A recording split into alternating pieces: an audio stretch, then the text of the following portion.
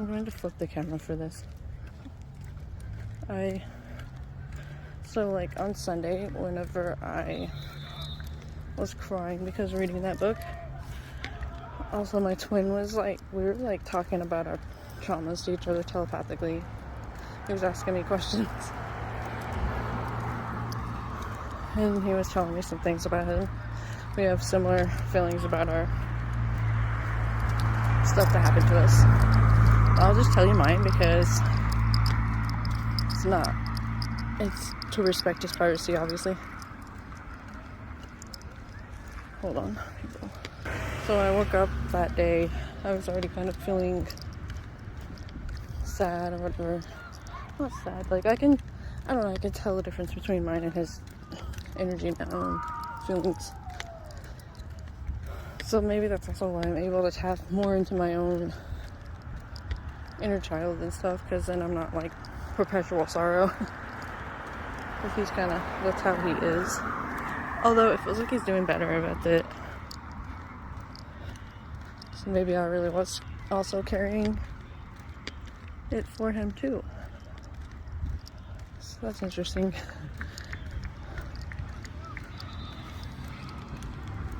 So yeah, I was reading the book, my friend's book that she wrote. It's a really good book, but it's hard for me to read too much of it at once because it brings up stuff for me too, you know. So that's why it's taken me a while to read it in a good way. Like, it's not a bad thing. It just have to be like, and so like basically it's like, it's a book that will activate shadow work for you. I'm just saying. It's like, I don't know if it would do that like if you hadn't experienced narcissistic abuse and shit, but for sure if you have. So like, and especially if you have similar family dynamic like I do with her. She was a scapegoat and her brother wasn't, so that's kind of the way it was with me. So like randomly I started remembering stuff, and yeah, my twin and I were telepathically talking about things, our childhood trauma, and then so like I just like burst into tears because like we were both probably crying at that time. Like I really just felt like it wasn't just me, because like I was fine afterwards. Like I don't know, I was kind of emotional that day though too, because it was like that earlier in the day, and then later, because it was Sunday, and later that's when I was like, all right, I'm gonna go get this bike from my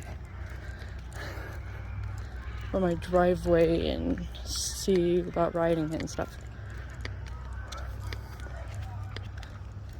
So yeah, I started bursting out crying. Like, oh my god, like my grandma actually treated my brother better too. Like my family, like it's just crazy. And then like, I don't know, I just like had that realization. And I don't know my grandma's full birth chart, but pretty sure she was a Cap rising, because of like, I don't know, I just feel like that. She was a Virgo though.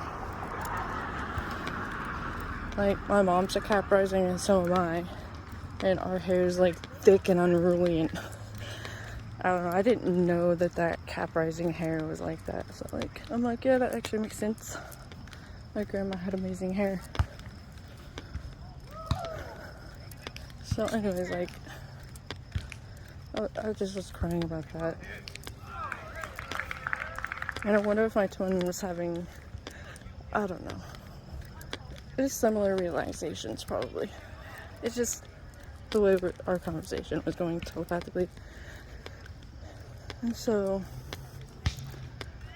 then I was like crying because I was like, oh, my brother didn't, or what was it?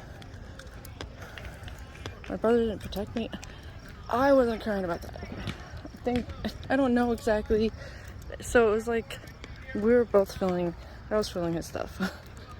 And my own. I'm trying to make sense of it still. Kind of like,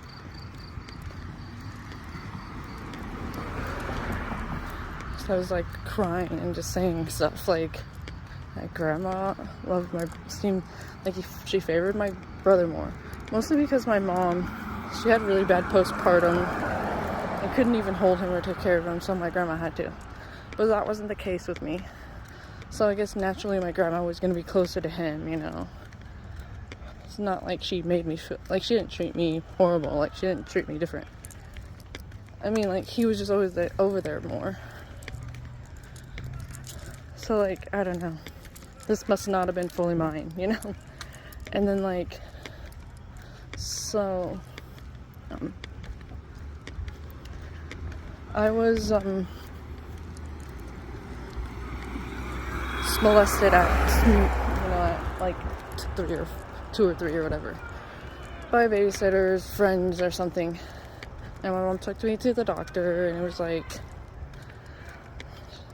they didn't find anything or whatever, I guess. I don't know.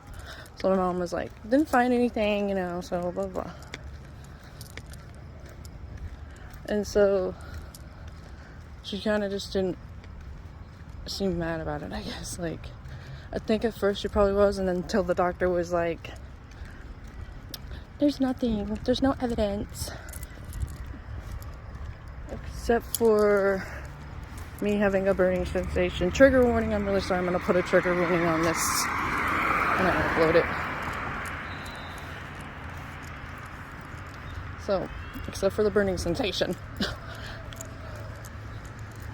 And I don't know. And like, until I had my youngest daughter, because the other 2 were C-sections, until I had my youngest daughter, and I happened to tear right there and right in the same spot, and I get sewed up right in the same spot. I had this dead skin hanging out of me, and I never knew what it was, and like,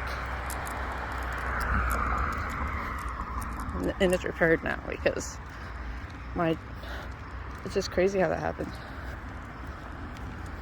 But yeah, my brother, when he was 15, he lost his V with a worker, or like with my mom's friend and coworker who was like 38. And so my mom was really pissed about that. Like, she was more pissed about that than what happened to me when I was a toddler.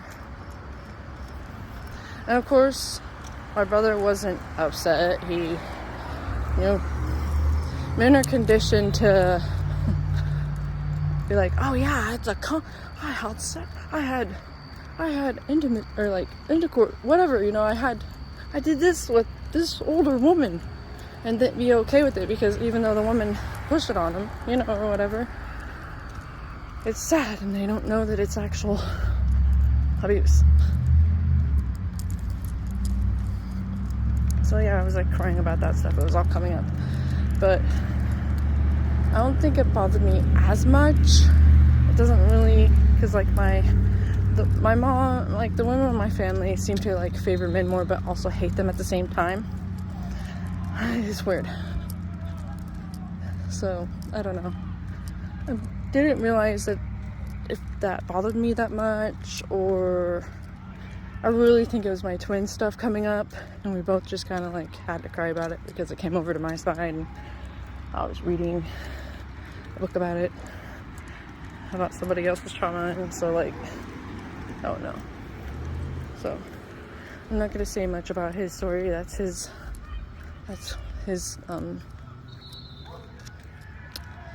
deal if he wants to ever share it.